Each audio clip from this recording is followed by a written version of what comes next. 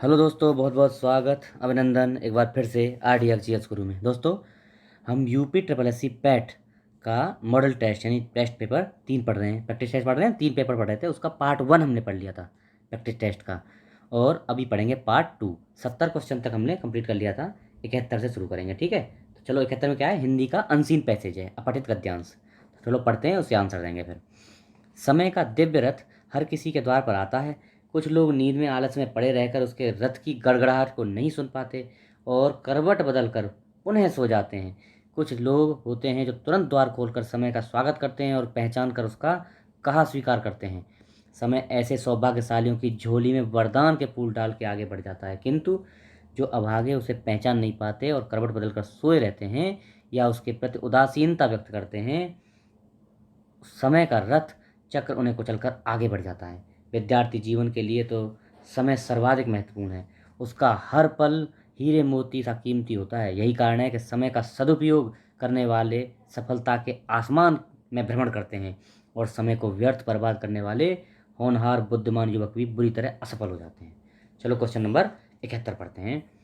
जीवन में असफलता का मुंह कौन देखता है? जो समय को व्यर्थ करते हैं तथा उसका सम्मान नहीं करते। पहला ही क्वेश्चन सही है। ठीक है, ये ए।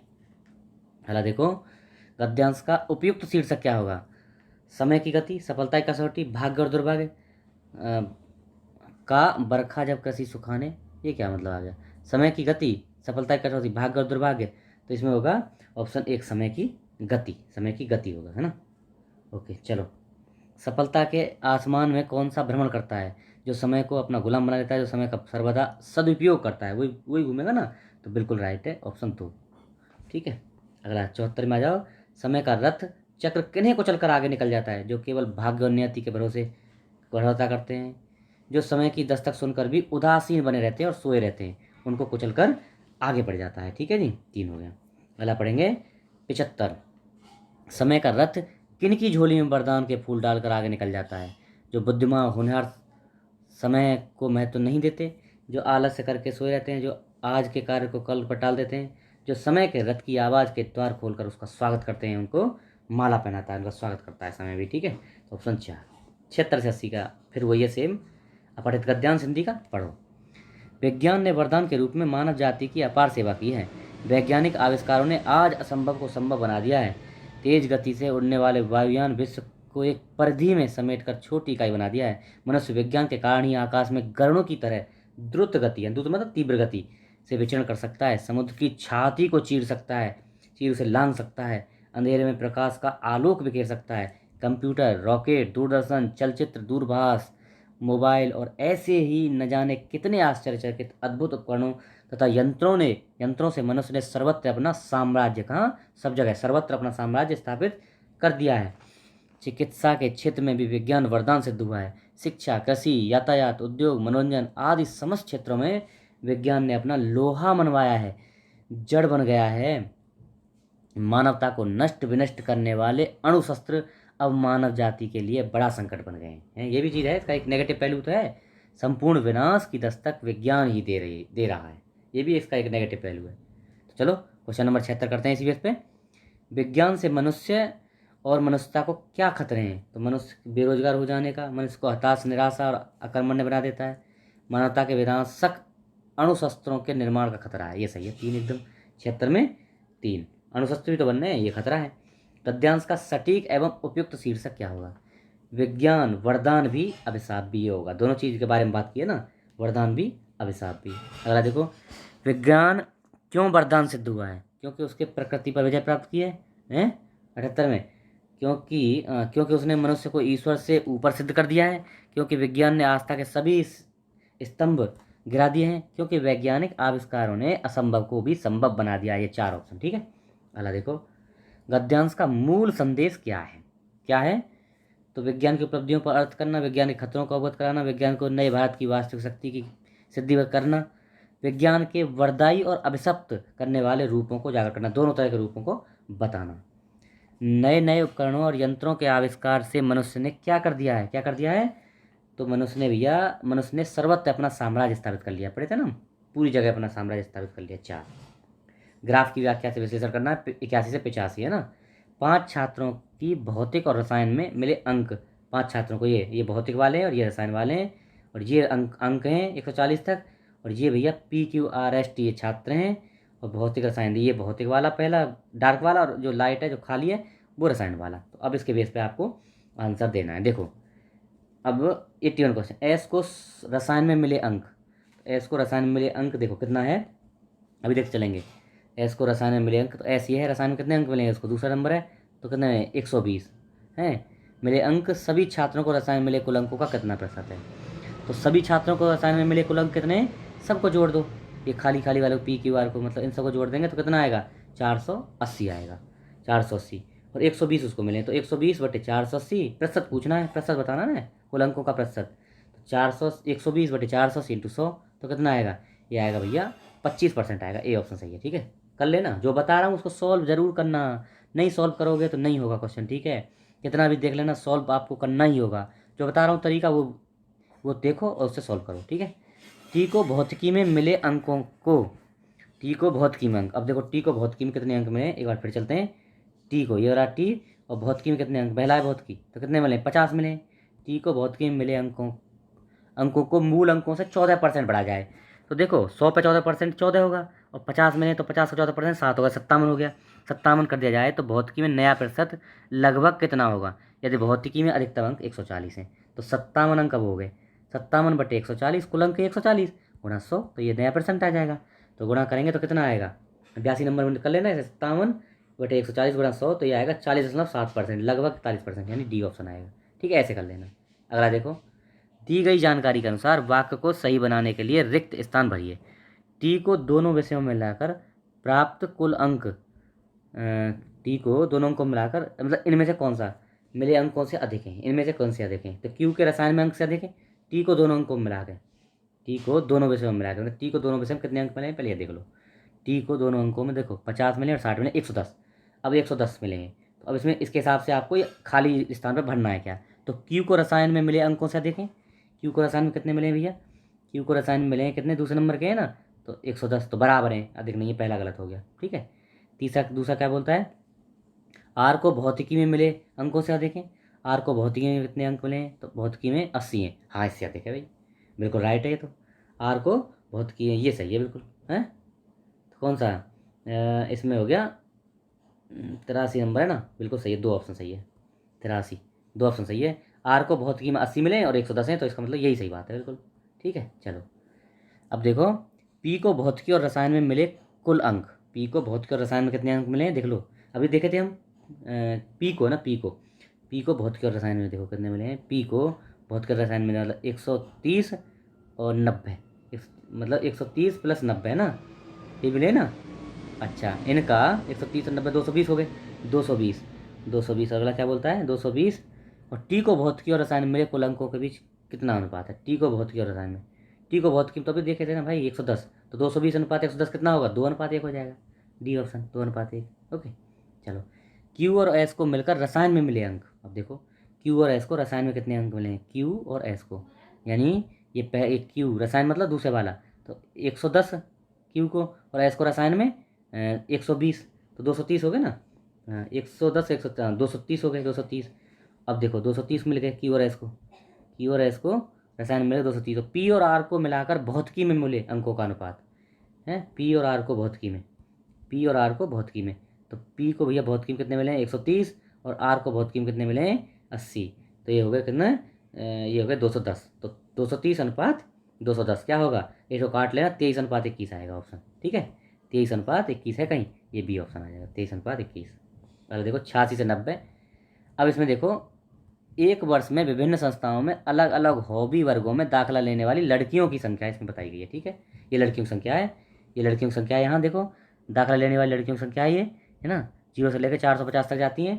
अब ये तीन तीन वो दे रखे हैं, देखो चित्रकारी है ये डार्क वाला, ये सिलाई है और नृत्य है, हल्का वाला चित्रकारी है, गहरा वाला सिलाई है और नृत्य है ना, नहीं पहले वाला चित्रकारी है, हल्का वाला चित्रकारी, उससे गहरा सिलाई है, और तीसरे नंबर का क्या है, ये है नृत्य। तो देखो चलो यार इसके बेस पे क्वेश्चन कर लेते हैं, ABCD 5 ये वो हैं संस्थाएं, तो ए और सी में मिलकर चित्रकारी में दाखिला लेने वाली लड़कियों की संख्या, ए और सी में चित्रकारी में, अब देखो चित्रकारी कौन सी है, अभी देख लेते हैं। 86 क्वेश्चन है ना। ए और सी में चित्रकारी में, ए में चित्रकारी में कितने हैं, तो ए में चित्रकारी में ये वाला फर्स्ट वाला चित्रकारी, मतलब सबसे ऊपर ऊपर वाला चित्रकारी, ये वाला हल्का वाला, तो 250। और सी में चित्रकारी में कितने हैं, पहले वाला तो कितना है 150, तो 400 हो गए। ए और सी को चित्रकारी में मिले 400। अच्छा, लेने वाली लड़कियों की कुल संख्या का सी और ई में मिलकर सिलाई में दाखिला लेने वाली लड़कियों से अनुपात। सी और ई में सिलाई में, सी और ई, अब सिलाई देखो दूसरे नंबर का है, एक डार्क वाला है, डार्क वाला सी में कितने हैं, तो 50 हैं। और ई में कितने हैं, ई में कितने हैं 325 हैं, है ना। 50 + 325 है ना। डी और सी नहीं है, डी है भाई, डी है, ये गलत हो लोग का है, देखो इसको थोड़ा चेंज कर लेना। ये डी है, ये प्रिंटिंग मिस्टेक है, डी है। डी में कितने हैं, डी में डार्क वाला, तो ये कितना है 250, 250 और 325, हाँ तो 575। तो भैया कितना 400 और 575 का आपको अनुपात निकालना है, तो ये कितना आएगा 16:23 आता है। 16:23, ये थोड़ा गलती है, ठीक है, यहाँ देख लेना, ये आएगा 3 ऑप्शन, ये डी है, ठीक है, डी है सी की जगह पे, गलत है, प्रिंटिंग मिस्टेक हुई है इसमें, ठीक है। अगला 87 देखो, संस्था बी में दाखिला लेने वाली लड़कियों की संख्या। संस्था बी में दाखिला लेने वाली लड़कियों की संख्या सभी संख्याओं में मिलाकर सिलाई में दाखिला लेने वाली लड़कियों की कुल संख्या का लगभग कितना प्रतिशत है। तो संस्था बी में दाखिला लेने वाली लड़कियों की संख्या, दाखिला, हाँ मतलब किसी में सिलाई में ही, संस्था बी में सिलाई में कितनी है, तो देखो ये 250 है, संस्था बी में 250 है। और सभी में जोड़ देना है, ये डार्क वाले सभी का जोड़ देना है, मतलब 250 बटे सभी का जोड़ के और 100 से मल्टीप्लाई कर दो, ये परसेंटेज निकल आएगा कितना प्रतिशत है। तो इसमें आएगा 250 बटे, ये सबको जोड़ेंगे तो 1200 आता है, 250 बटे 1200 गुणा 100, तो ये आता है लगभग 20.8% यानी 21% ये आएगा, ठीक है। कौन सा आएगा, ये आएगा बी ऑप्शन। ओके, चलो अगला 88 देख लेते हैं अब। सभी संस्थाओं में मिलकर चित्रकारी, सिलाई और नृत्य में दाखिला लेने वाली, सभी संस्थाओं में चित्रकारी है, चित्रकारी, सिलाई और नृत्य में दाखिला लेने वाली लड़कियों की कुल संख्या का अनुपात। देखो तीनों का अलग अलग जोड़ना है, पहले इसको जोड़ दो, है ना, हल्के वाले को जोड़ दो तीनों को, फिर डार्क वाले सभी को जोड़ दो, पांचों संस्थाओं को, फिर खाली वाले को जोड़ दो, और इसमें काट पीट के अनुपात निकाल लो, है ना, सभी को आपस में काट लो, अनुपात निकलेगा। तो क्या अनुपात निकलेगा इसमें, अनुपात निकलेगा पहले ही वाला, कौन सा, 44, 48, 47, करके देख लेना, यही निकलेगा, ठीक है। संस्था ए में नृत्य में दाखिला लेने वाली लड़कियों की संख्या, संस्था ए में नृत्य में दाखिला लेने वाली लड़कियों की संख्या, इसी संस्था में सभी हॉबी वर्गों में दाखिला लेने वाली लड़कियों की कुल संख्या का कितना प्रतिशत है। संस्था ए में नृत्य में कितनी लड़कियों ने दाखिला लिया, देखो नृत्य कौन सा है, खाली वाला, तो संस्था ए में नृत्य में 150 लड़कियों ने लिया है, और इसी संस्था में तीनों को मिलाकर, है ना भाई 150 हो गई। तो संस्था ए में लड़कियों की कुल संख्या कितना है, कुल कितना लिया है, तीनों को मिलाएंगे 250, और दूसरा को 325, और तीसरा हो गया 150, तो इसको जोड़ेंगे 725 टोटल है। और ए में नृत्य में लड़कियों ने कितना, नृत्य में कितना लिया है, तो 150, तो 150 बटे 725 गुणा 100, ये परसेंटेज निकल आएगी, कितनी निकलेगी, तो इसमें परसेंटेज निकलेगी लगभग निकलती है, देखो गुणा भाग करके देख लेना, 20.69% है कहीं, हाँ ये रहा 4 ऑप्शन, ठीक है, 4 निकलेगा। अगला देखो 90 में, सभी संस्थाओं में मिलकर चित्रकारी में दाखिला लेने वाली लड़कियों की कुल संख्या, चित्रकारी में दाखिला लेने वाली, तो देखो सभी संस्थाओं में चित्रकारी में, और चित्रकारी में लगा लो, चित्रकारी कौन सी है, अभी पढ़े थे हम लोग, पहले वाली चित्रकारी है, तो इनको जोड़ेंगे 250, फिर ये 225, फिर जोड़ेंगे 150, फिर जोड़ेंगे ये तो 175, और फिर जोड़ेंगे 300, इन सबको मिला के जोड़ने से क्या आता है आंसर, इन सबको जोड़ लेना, ये आता है 1100, इन सबको, हाँ कुल संख्या ही तो पूछी है, तो सबको चित्रकारी वालों को जोड़ेंगे तो 1100 आंसर आएगा, ठीक है 1100, ठीक, तो ऑप्शन हो गया 4। अगला देखो, तालिका की व्याख्या एवं विश्लेषण, 91 से 95 क्वेश्चन। एक परीक्षा में 5 विषयों में 5 छात्रों द्वारा प्राप्त अंक, 5 विषयों में कुल 200 अंक प्राप्त हैं, ठीक है 200 अंक कुल, तो एक 5 विषय हैं, 5 विषय कौन से हैं, छात्र हैं ABCD 5 छात्र हैं, और विषय हैं ये वाले 5, कौन से, अंग्रेजी, गणित, इतिहास, भूगोल, विज्ञान, इसमें ये प्राप्तांक है, और सभी जो है ना ये 115, 180 ये सब 200 से प्राप्त हुए हैं, ठीक है। अब क्वेश्चन का आंसर देना है, चलो एक बार इसको क्लियर कर लेते हैं, उसके बाद देंगे, ठीक है, चलो देते हैं। 91 नंबर क्वेश्चन, बी को अंग्रेजी और इतिहास में मिलाकर मिले कुल अंक ई को अंग्रेजी में मिले अंकों का लगभग कितना है, बी को अंग्रेजी और इतिहास में, तो देखो बी को अंग्रेजी में और इतिहास में है, तो जोड़ दो 150, 150, 300, 320 है ना, 320। ई को अंग्रेजी में मिले अंकों का लगभग कितने प्रतिशत है, ई को अंग्रेजी में कितने मिले हैं, ई को अंग्रेजी में देखो ई ये रही, और अंग्रेजी में 163, तो 320 डिवाइड बाई 163 गुणा 100, है ना, कर लो हो जाएगा ना। तो 320, ठीक है। तो इसको भाग दे के गुणा होकर 196% लगभग आएगा। 196 आता है, तो 196 किसके नज़दीक है? 200 के लगभग पूछा है ना, लगभग। तो हाँ वही है 200%, 3 ऑप्शन आएगा, ठीक है। अगला देखो, सी को इतिहास में मिले अंक। सी को इतिहास में कितने अंक मिले भैया? सी है और इतिहास में कितने अंक मिले हैं? इसको मिले 132। 132 मिले अंक। अब देखो क्या है, ए को भूगोल में मिले अंकों का लगभग कितने परसेंट, लगभग पूछा है। ए को भूगोल में, तो 132 ए को भूगोल में। ए को भूगोल कौन सा है? ये 90 का। 132 90 का कितना प्रतिशत है? तो 132 बटे 90 गुणा 100, तो ये आएगा 150% लगभग, है कहीं 150। तो इसको काट के देख लेना, 150 आएगा। 132 बटे 90 गुणा 100, तो लगभग 150 आएगा। 147 कुछ आता है, लगभग मान लो, ठीक है। 4 ऑप्शन आ जाएगा। लगभग तक ही तो पूछा है, देखो लगभग दिया है, लगभग है ना, तो 150 है। इनमें से अंग्रेजी इतिहास और भूगोल में सर्वाधिक कुल अंक किसे मिले हैं? तो अब देख लो भैया, ए को, बी को, सी को या डी को। अंग्रेजी इतिहास और भूगोल में, अंग्रेजी इतिहास भूगोल में, देखो पहले इसको मिटा लो। अंग्रेजी इतिहास भूगोल में किसको सबसे ज़्यादा अंक मिले हैं, देख लो। अंग्रेजी इतिहास और भूगोल इनमें मिला के, तो देखो 115 ए को मिले, 115, 120, 90, और बी को 170 और 150। तो ए से ज़्यादा हो गया बी को, तो ए को तो खत्म हो गया। बी को देखो, बी चल रहा है दौड़ में, और किस किस का? ए बी सी और डी है शायद। A B A B C D, हाँ ऐसा ए बी सी डी है। तो देखो, चलो देख लेते हैं किसको मिले हैं। तो बी को कितने मिले हैं? बी का जोड़ लेते हैं। बी को जोड़ने से आएगा हमारा, इन तीनों विषयों में बी को जोड़ने से 170, तीन विषय में जोड़ने हैं ना बस। तो तीन विषय में 170, ये और ये जोड़ने हैं, तो ये आते हैं कितना? 455। अभी देखना, ए बी सी, सी भी निकालना है। सी को कितने मिले? 102, ये तो कम है। ये भी 132 से कम है, और ये तीनों ही कम है, तो भाई बी सबसे ऊपर हो गया। फिर डी को देखो एक बार, ए बी सी डी है ना। 93 नंबर क्वेश्चन कर रहे हैं क्या हम? एक बार देख लेते हैं कौन सा 93 कर रहे हैं। 93 कर रहे हैं सी डी। डी, इसमें ऑप्शन भी गलत दे दिए हैं। डी, तो डी को कितने मिले? चलो देख लेते हैं एक बार। डी को कितने मिले? तो 98 तो कम है यार, 98 मिले हैं। यहाँ 162 मिले हैं, लेकिन 170 इससे ज़्यादा है, यहाँ पे भी ज़्यादा है 135। तो इनको मिला के जोड़ने से ये कम आता है, इसका मतलब बी को सबसे ज़्यादा मिले हैं, ठीक है। बी को, इसके हिसाब से बी को मिले, यानी ऑप्शन 2, ठीक है। जोड़ के देख लेना, बी को ही है। अगला देखो, यदि परीक्षा में पास घोषित होने के लिए प्रत्येक विषय में न्यूनतम 50% अंक चाहिए, तो उनमें से कितने छात्र परीक्षा में फेल हुए हैं? 50% मतलब समझ रहे हो, 200 का पेपर है, 50%, 100 अंक चाहिए, मतलब हर एक विषय में 100। जिस मतलब किसी विषय में अगर 100 नहीं है, तो इसका मतलब वो फेल हो गया है। तो वही पूछ रहा है, तो कितने स्टूडेंट हैं ऐसे जो फेल हो गए, पास नहीं हो पाए, देख लेते हैं। ये नहीं है ना, पिछला भी चलना पड़ेगा अभी। तो देखो, ए में सब पास हैं? नहीं भाई, ए फेल है, तो 1 हो गया। बी में सभी को 100 से 100 या 100 से अधिक अंक मिले हैं, बिल्कुल सही है, बी पास है। सी में देखना, यहाँ 90 मिले हैं, देखो ये गलत हो गया, 2 हो गए। और देखो यहाँ डी में 98 मिले हैं, ये भी 100 से कम रह गए, 3 हो गए। और बाकी ई में सब पास है, तो 1 2 3, 3 है। ए में और सी में और डी में, ये 3 फेल हुए हैं, 3 फेल हुए टोटल।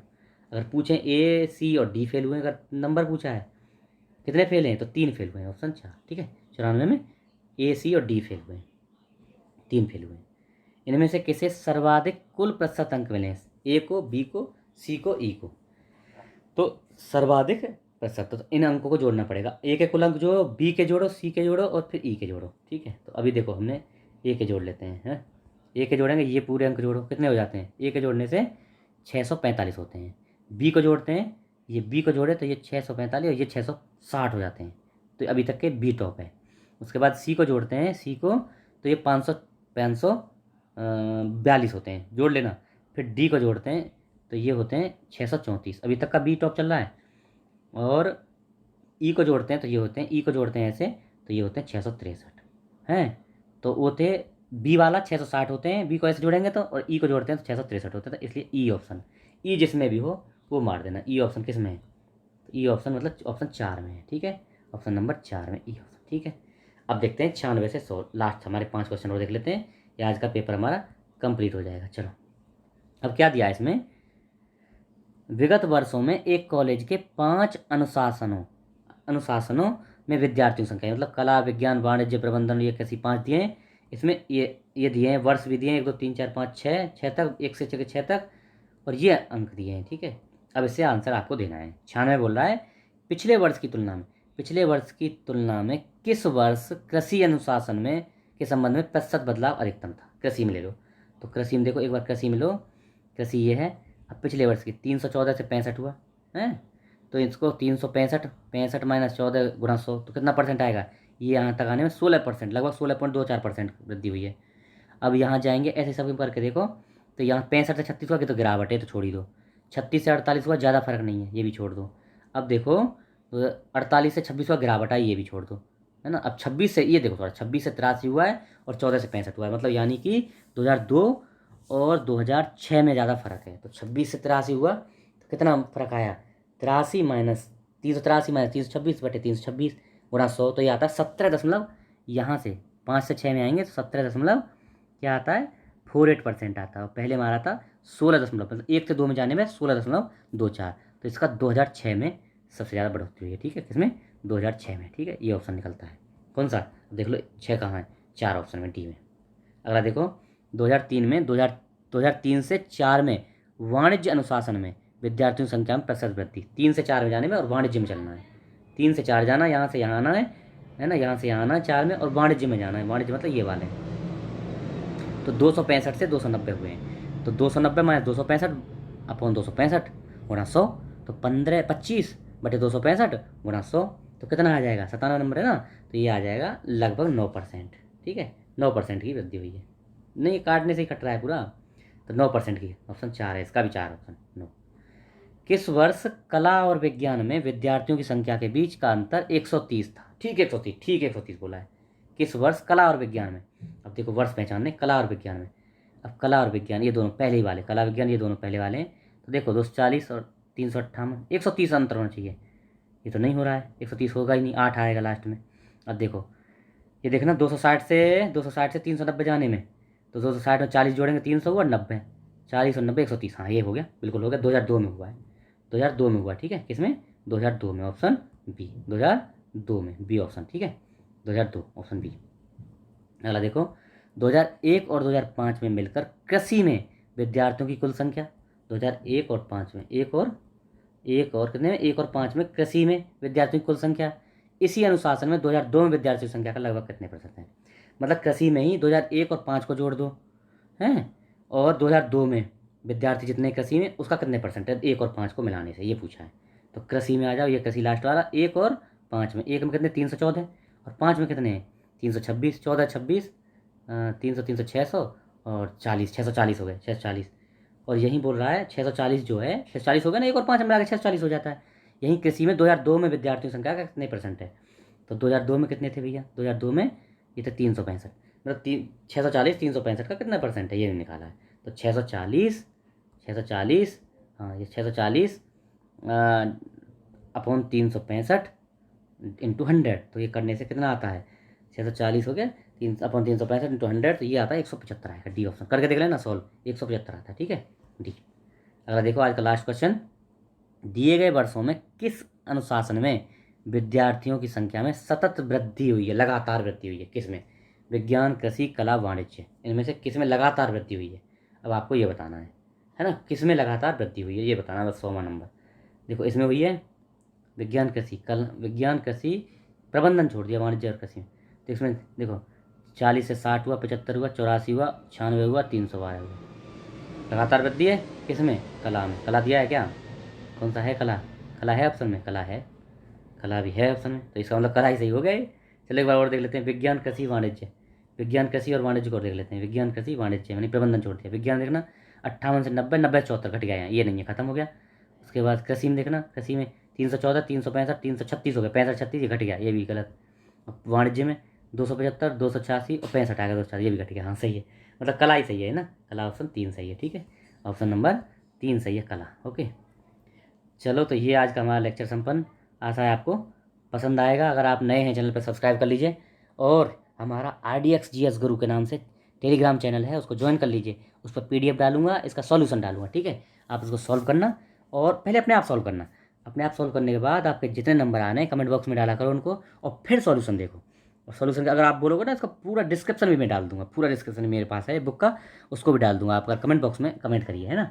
आपको केवल आंसर चाहिए वो भी डाल रहा हूँ मैं, वो तो डाल ही रहा हूँ खैर टेलीग्राम पे, और बाकी पूरा डिस्क्रिप्शन चाहिए तो वो भी डाल दूंगा। ठीक है, बस आप मेहनत करिए और प्रैक्टिस करिए। जितना ज़्यादा प्रैक्टिस करेंगे इतना ही आप जो है इसमें सक्सेस पाएंगे, परसेंटाइल बढ़ाएंगे। और देखो इस बार आपके पास गोल्डन अपॉर्चुनिटी है, गोल्डन अपॉर्चुनिटी क्यों है? क्योंकि कम लोगों ने इस बार पैट को, एक नीरसता आ गई है, पैट को भरते हैं लोग और एग्जाम होता नहीं, तो इसलिए नीरसता आई है, बहुत कम लोगों ने इस बार पैट भरा है। तो आपको मौका है, परसेंटाइल अच्छी बनानी है, और ये अगला साल चुनावी साल है, लोकसभा चुनाव होने हैं, उससे पहले 100% वैकेंसी, बड़ी वैकेंसी आएंगी, ठीक है। आप सतर्क हो जाइए, तैयार हो जाइए और कमर कर लीजिए। Okay, thank you so much, जय हिंद। बस थोड़ा शेयर वेयर करिए। Okay, thank you.